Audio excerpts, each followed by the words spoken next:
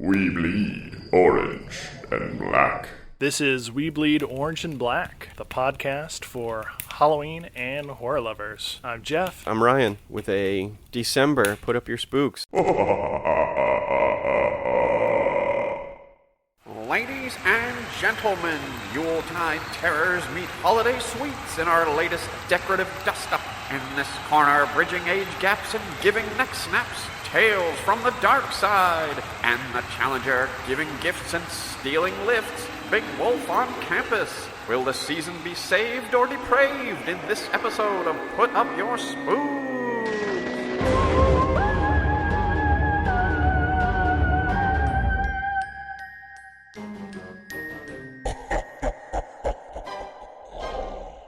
This week's theme, Anti-Claus. due to the dearth of 90s childhood holiday episodes, you guys get another Big Wolf on Campus. Hell yeah. Realizing my dream of turning this podcast into the Big Wolf podcast. And if you'll remember, I did write a paper on Big Wolf on campus in college. Anyway, we're all familiar with Tommy now. And Tommy, the Big Wolf on Campus, is bummed because there's no snow, and it's Christmas time. And they're all singing in the choir, except Lori is the worst singer ever. Oh, holy night, the stars are brightly shiny. So Merton, who's the choir director, kicks her out. And she's like, but my whole family's coming to see me. And he's like, doesn't matter, you suck. And then Tommy comes over, and he's bought presents for everyone. Everyone's excited. Merton wants to know what he got him, and Tommy says you can fit 5 things in it. And then a sleigh crashes nearby, and they all go to see what's happened. And a discount Santa is like there in a pile of his... He's like in a futuristic jet sleigh.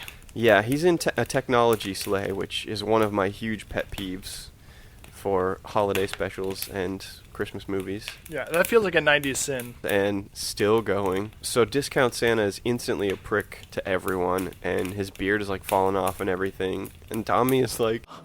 Oh my gosh, this is so cool. Do you remember me from the mall last year? Which is weird because he's like a high school senior, but on the other hand, he is very stupid. So He's a child at heart. Oh boy, I mean he like a little too much of a child at heart. I was in Florida with my wife over the holidays, and we were going through all these tacky malls and shops and touristy bits, and there were all these weird knockoff Zoltars, and I love Zoltar, the fortune-telling Sure, machine, big. I mean, genie, and there was a Asian Zoltar, and there was a pirate Zoltar, and I was like, what is happening? And my wife said, oh, no, don't worry, those are just Zoltar's helpers. Discount Santa's like, no, I don't remember you. Eat shit. So they literally put Santa on trial with solicitors and barristers with Tommy in a big curly judge's wig. In the Canadian style. Yeah, good point. He's like, oh, could a not Santa do this? And he like slurps his arm through a telescope, which is odd because telescopes are sealed, but I guess he's magic, so it doesn't matter. And now Merton believes. That's an ability that the Salem's Lot vampires have. To go through telescopes? To stretch their bodies really thin and like slip through cracks and stuff.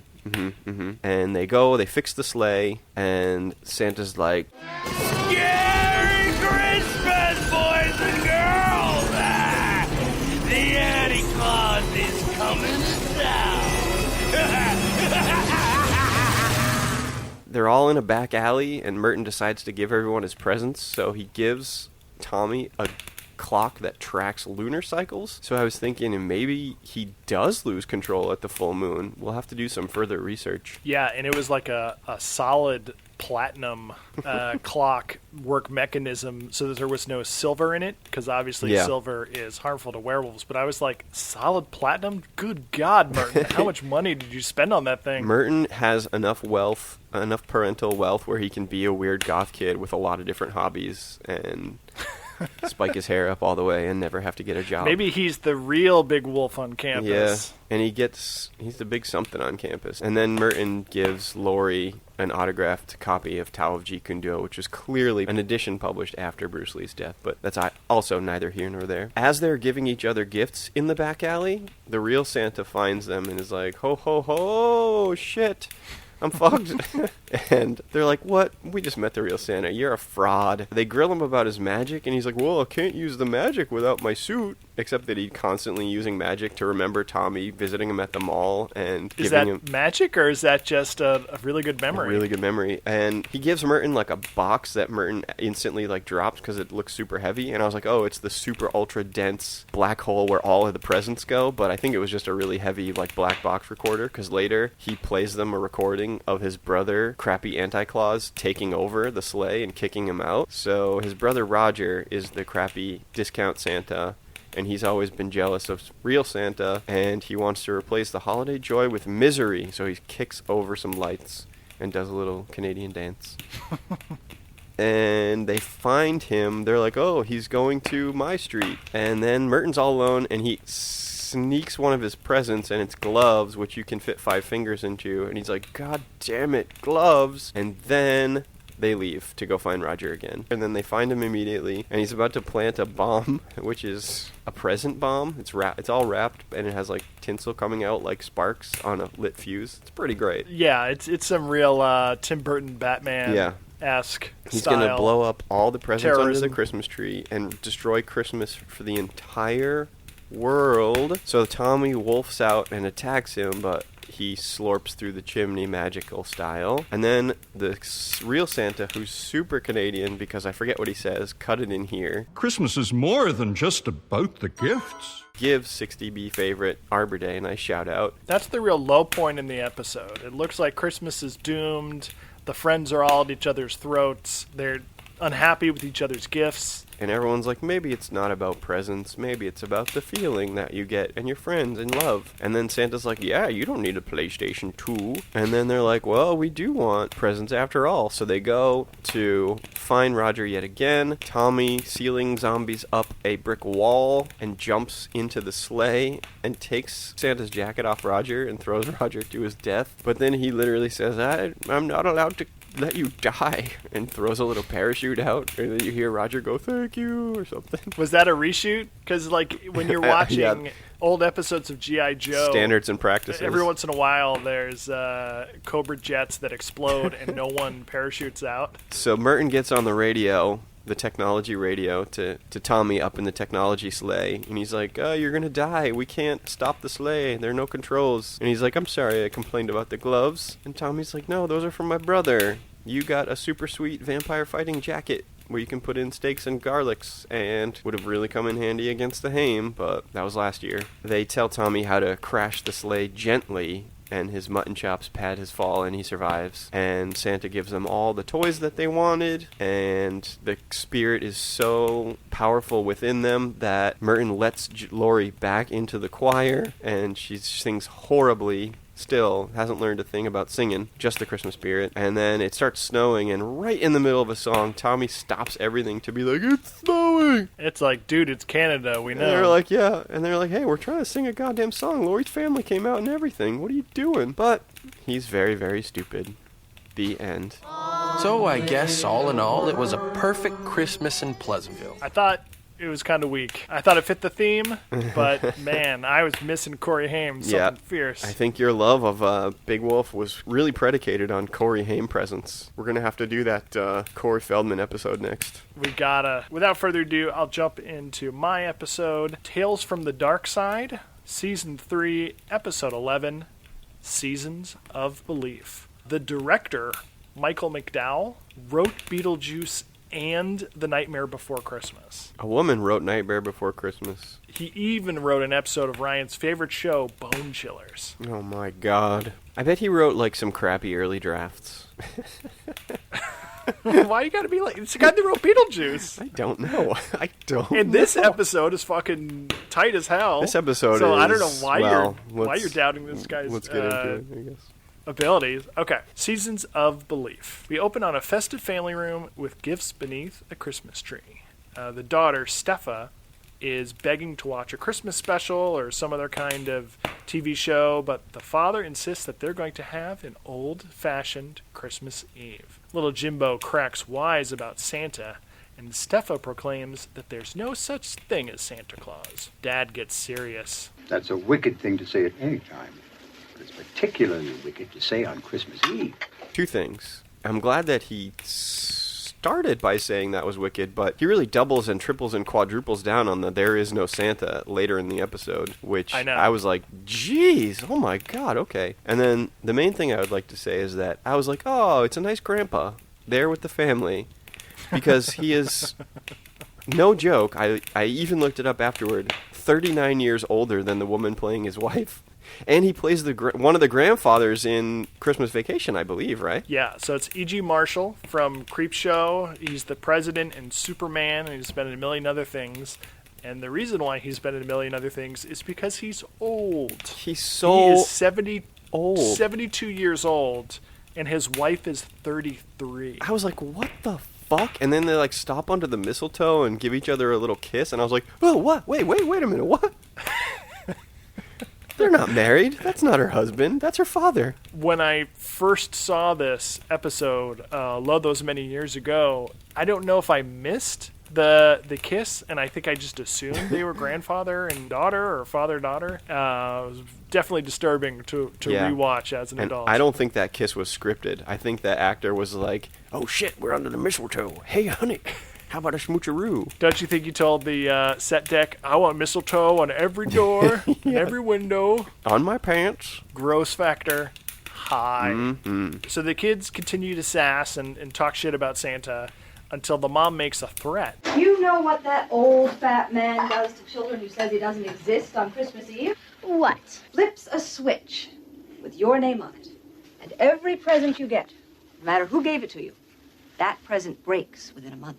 Mom and Dad share a sly look, and just then, the toy train circling the tree derails, and its tiny boiler explodes, killing its miniature crew. This freaks Stefa out, but Jim is more interested in opening all the gifts that were damaged in the blast. He gets an encyclopedia, and she gets a box of crayons, and predictably, they soon grow bored. They demand a story, and not some tired old Christmas story, a scary story. Dad whispers an idea to Mom, and she theatrically worries that the story will be too scary, possibly even dangerous. The kids are hooked. Dad introduces a tale about the most fearsome creature in the world, and it's called... He scribbles down a word with Stefa's crayon and shows the kids. They read it aloud. Grither? Grither. Now you've done it. Done what? The most awful thing in the world. You said his name out loud. So the father says that Santa's workshop is in a mountain on the North Pole. Point of order, old man. There are no mountains on the North Pole. Perhaps there could be some ice peaks or something. You can't see it because it's where Santa's lair is. But on the opposite side, there's a cold, dank cave containing a shipwreck. And that is the Grither's lair. The only thing that the Grither hates more than being cold and wet is to hear his own name. Stefa says there's no way the Grither can hear them. But Dad explains that the Grither has very good ears. And in fact, they get a little bigger anytime his name is spoken on Earth. Jimbo cracks up and shouts, Grither, Grither, Grither, Grither. The Christmas lights start to glitch, and Stefa wants them to stop the story. But it's too late. The Grither is on his way, and they must complete the tale before he arrives. The Grither, Dad says, has fists the size of basketballs, arms as long as boa constrictors, and he's as tall as a poplar, with skin pale white with blue and red veins. The blue is for fear, the red is for rage. And he has his very own theme song. Mom jumps on the piano, and the parents improvise a duet about how the Grither is going to kill them and there is no escape. Oh, I am the Grither. You cannot escape me, for pleading is useless, and so are your prayers. Oh, I am the Grither. Come to skull children. I'll shit down your little necks and rip out your spine. How long did you work on that? No, that was just off the dome. There is a flutter of panicked birds outside, and Mom explains that the Grither's ears have grown so large that he is now swooping down towards them at Mach 3. The kids are now freaking the fuck out, pleading with Dad to finish the story, but they're interrupted by a ringing phone. Dad gets up, goes into the kitchen, and has a hushed conversation. He comes back a while later and says it was a mysterious voice calling to make sure that they were all going to be home tonight. He continues the story. The Grither was born on a ship that had become lost in the Arctic Sea. The passengers drowned, starved, or committed suicide, and the Grither was born from their fear and rage. Which, I mean, chef's kiss, Dad. If you want to tell a ripping yarn to your kids on Christmas Eve, you gotta go with the ice-locked sailors committing suicide. That's fantastic. They say that the only way this creature can be killed is... No, don't answer it! Oh, I am the Grither. You cannot escape me. Kids freak out. A hairy figure busts down the door, but it's just Uncle Michael in a full-length fur coat, quote unquote, fur babushka. So Dad explains that it was Uncle Michael on the phone, and when they were talking, he taught him the song, and he put him up to the whole prank. The kids aren't buying it. They still want the story finished, and they want to know where the real Grither is. Dad explains that the Grither is no more real than Santa Claus, which is kind of a mindfuck, because he's saying you cannot have Santa without the Grither, so you must deny the existence of both. Yeah. Steph is not satisfied. She whines, but you didn't finish the story. She still believes. Wham, wham, wham, wham. The door blows open with a terrible gust of wintry wind that blasts everyone all over and trashes the house. Jimbo manages to force the door closed, and Steffa says, it was the Grither. Mom denies it, but two giant hands burst through the windows, seize Mom and Dad by the head, and squeeze. The kids scream in horror as the veiny fists crush their parents' skull and snap their brittle necks. You know Dad's was extra brittle. Oh, yeah. He was already at 1 foot in the grave, neck half broken. The Grither departs, leaving Uncle Michael wondering what it was.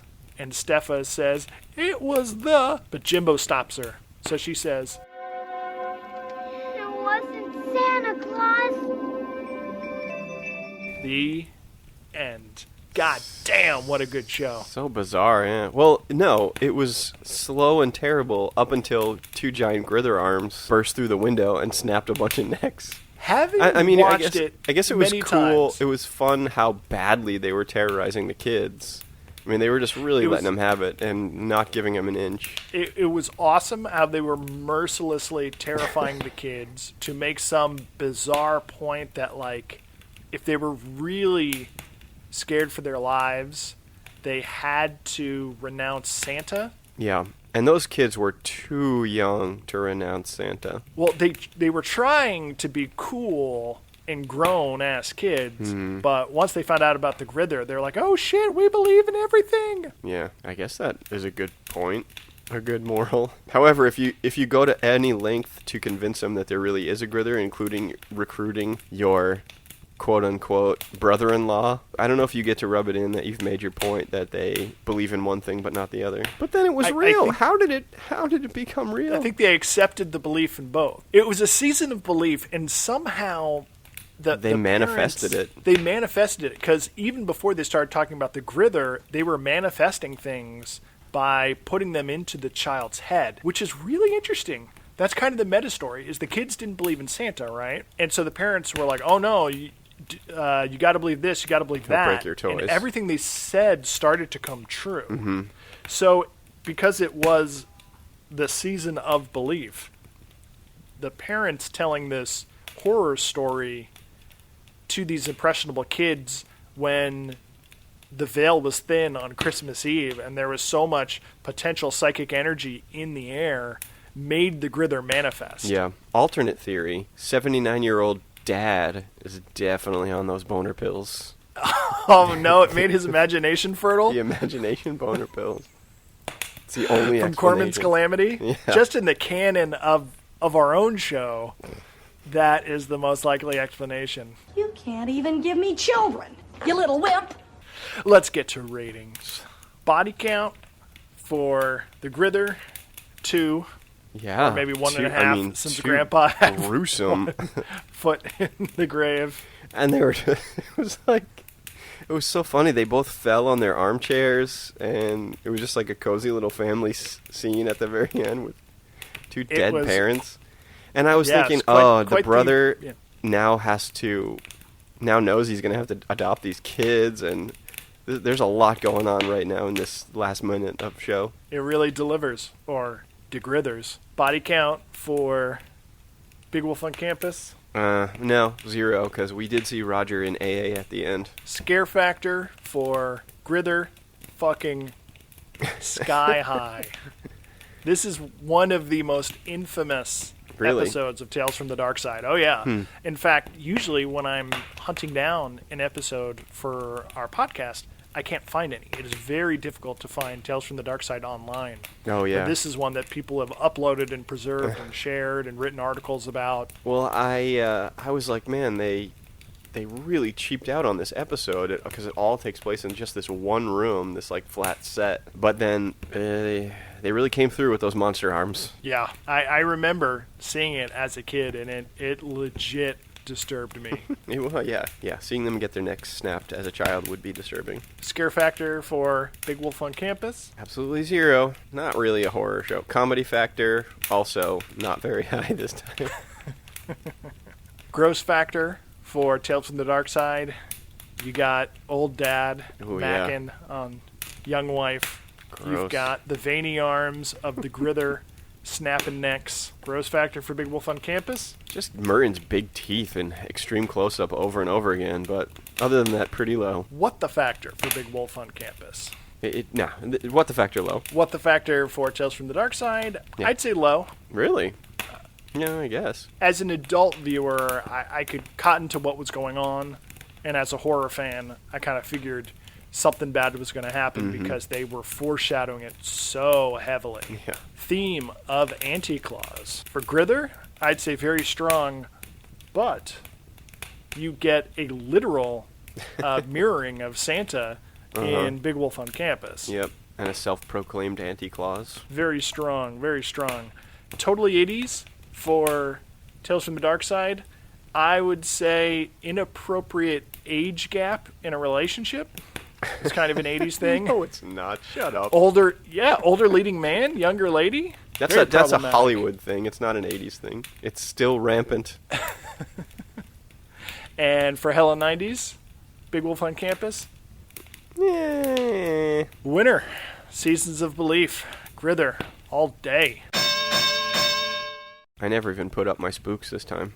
So much better than that episode of... the Big Wolf episode was, still much better than So Weird. I would say that you need a Coco sleigh ride.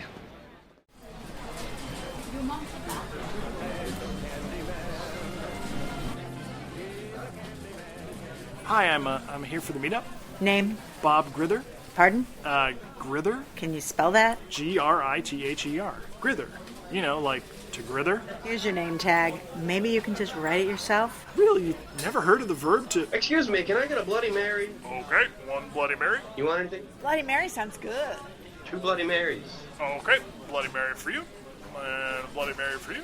And a Bloody Mary for you. Oh, gross! What's wrong? I just leaned on a bug. My hand is covered in... Beetlejuice. Beetlejuice? What did he just say, Beetlejuice? It's showtime. Rerun Beer Love!